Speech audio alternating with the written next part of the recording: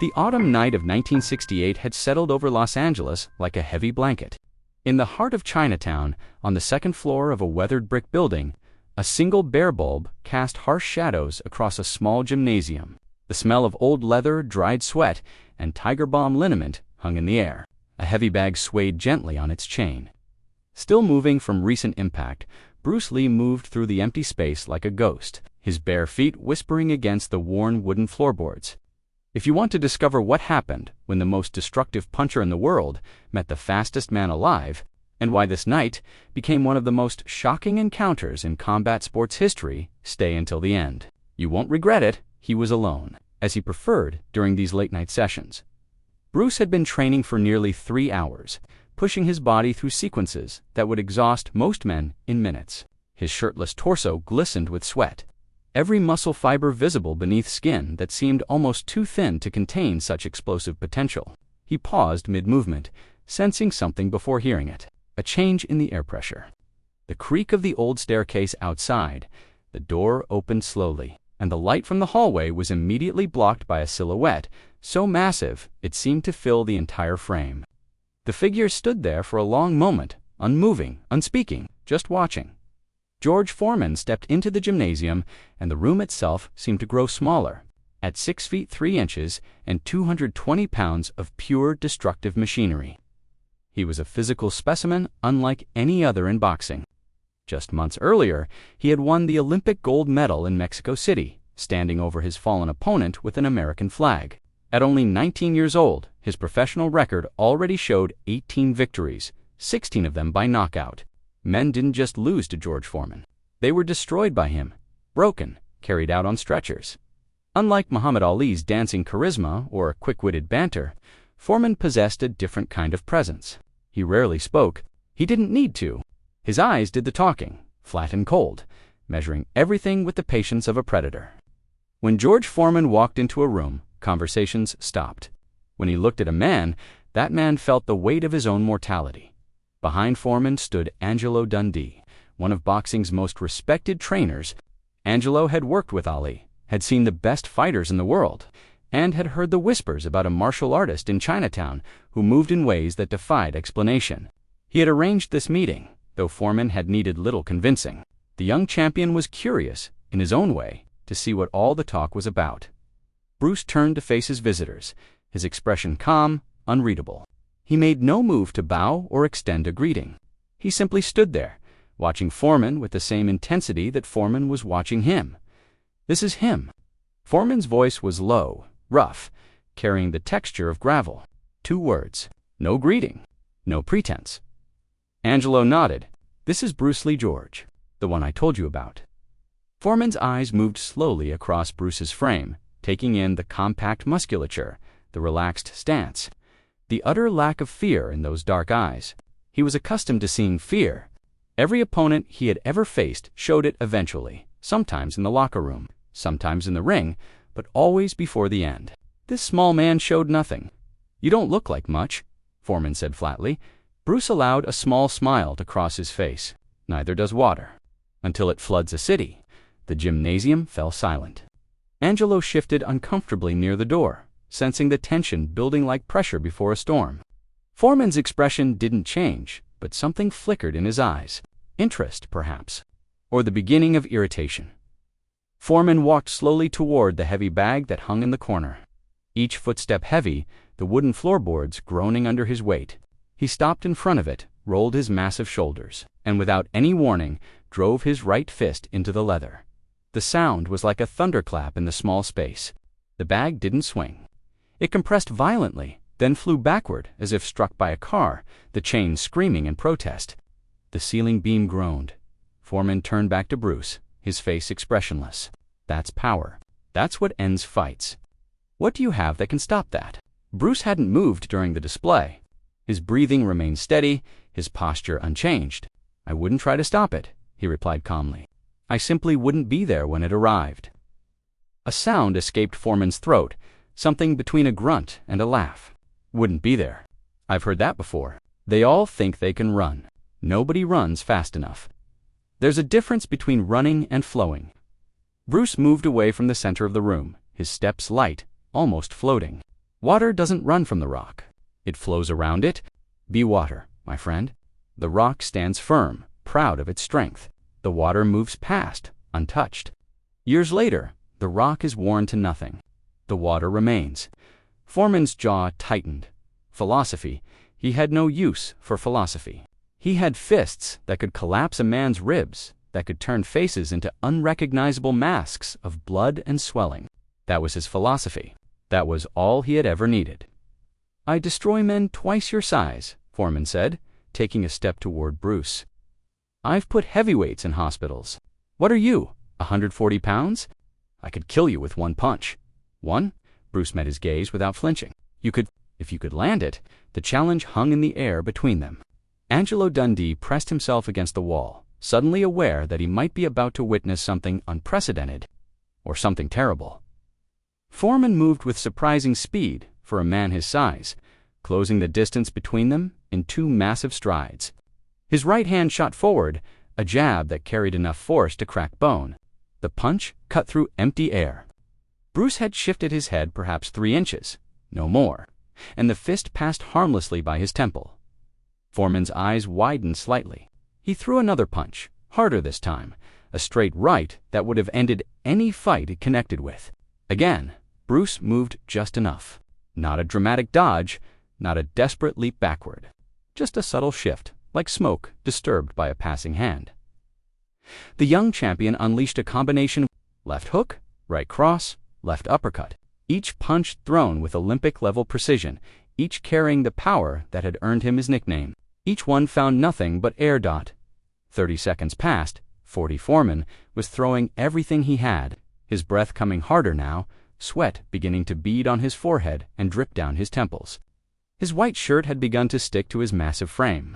Bruce moved through the storm of fists like water flowing between rocks, never rushing, never panicking, simply not being where the punches arrived.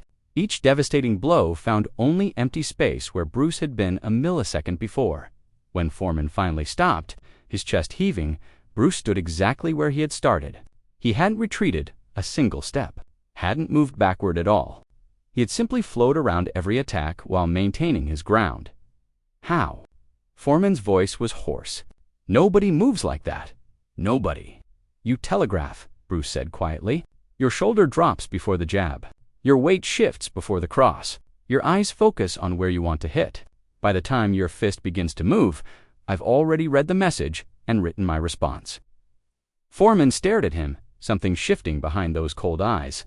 For the first time in his fighting career, he had faced an opponent he couldn't touch. Not because the man was faster, not entirely, but because the man understood movement in a way Foreman had never encountered. My turn, Bruce said, not to hit you, to show you something. He turned to Angelo Dundee. Would you hold the pad for me? Angelo stepped forward hesitantly, taking the thick leather striking pad that Bruce offered. He positioned it against his chest, bracing himself as he had done for countless fighters over the years. Bruce positioned himself directly in front of Angelo, so close that his extended fist barely touched the pad's surface. 1 inch of distance, perhaps less. Foreman frowned. What is this? You can't hit from there. There's no space, no leverage, no power without distance. Bruce didn't respond. His body seemed to relax completely, every muscle releasing tension. Then, in a fraction of a second that seemed to exist outside of normal time, something happened. A small movement, a compression, an explosion. Angelo Dundee, a man who had absorbed punches from heavyweight champions while holding pads, stumbled backward 6 feet. The sound of the impact echoed off the walls like a gunshot. Angelo stood there, wide-eyed, one hand pressed against his sternum. Jesus Christ, he whispered, his voice shaking slightly. That was like getting kicked by a mule. From 1 inch. I've held pads for Ali, for Frazier, for every heavyweight you can name. Nothing felt like that. Nothing even came close. Foreman stood frozen. His mind, trained to understand power as a function of mass and distance and wind-up, could not process what he had just witnessed. Every principle he had built his fighting career on had just been contradicted by a man half his size. The word came out barely above a whisper. Power doesn't come from size, Bruce explained, his breathing completely normal. It comes from efficiency, From focusing every ounce of energy through a single point at a single moment, your punches are powerful because you're big, because you have mass and leverage. My punch is powerful because nothing is wasted. Every part of my body contributes to that single point of impact. Foreman looked down at his own massive fists, weapons that had destroyed every opponent they had ever touched. For the first time, he saw their limitation. They were powerful, yes, but they were also predictable, telegraphed, dependent on distance and wind dash up. The silence stretched between them. Angelo remained against the wall, still rubbing his chest, still processing the force that had come from such impossible proximity. Finally, Foreman spoke. I've never met anyone who could do what you just did. I've never met anyone who could avoid me like that, not even close. Power is a tool, Bruce said. You have more of it than almost anyone alive. But a tool without control is just a danger to everyone, including its owner. Foreman's eyes dropped to the floor. When he looked up again, something had changed in his expression. The cold flatness was still there, but beneath it, visible for the first time, was genuine curiosity, perhaps even humility. The words seemed to cost him something. George Foreman did not ask for help. George Foreman did not admit that anyone had anything to teach him. In locker rooms across America, men trembled at the mention of his name. And here he was, asking a man 60 pounds lighter to share his knowledge.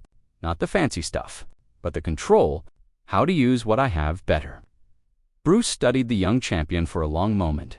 He saw past the intimidating exterior, past the reputation for destruction, to something underneath. Potential, raw, undisciplined, but genuine potential. Power without control is just violence, Bruce said. Violence without purpose is just destruction. You have the power of a hurricane, George, but a hurricane destroys without discrimination. Learn to be the river instead.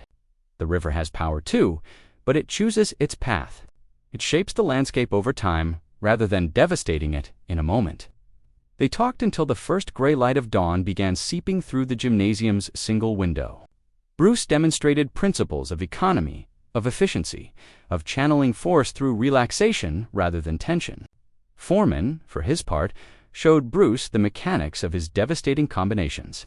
Two masters from different worlds, sharing knowledge as equals. As Foreman and Angelo prepared to leave, the young champion paused at the door. He turned back to Bruce, his massive frame silhouetted against the morning light. You could have hit me, Foreman said.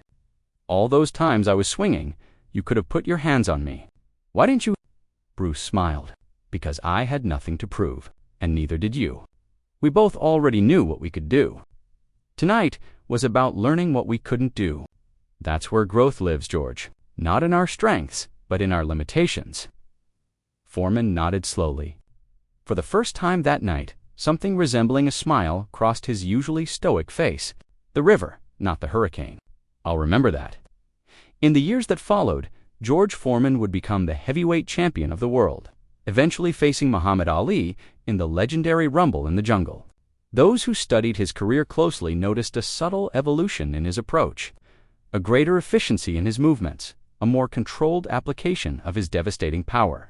When asked about influences outside of boxing, Foreman would occasionally mention a night in a small Chinatown gymnasium where a man half his size had taught him that true power wasn't about destruction, it was about controlled. The lesson of that autumn evening transcends fighting styles and weight classes. It speaks to a truth that applies to all pursuits. Raw power without wisdom is just force. But power, combined with control, guided by understanding, becomes something greater. It becomes mastery. If this story inspired you and made you think differently about the relationship between power and control, don't forget to like this video and subscribe to the channel. Share it with someone who needs to understand that being strong is easy, but being strong and precise is an art. Comment below. What matters more in a fight, power or speed?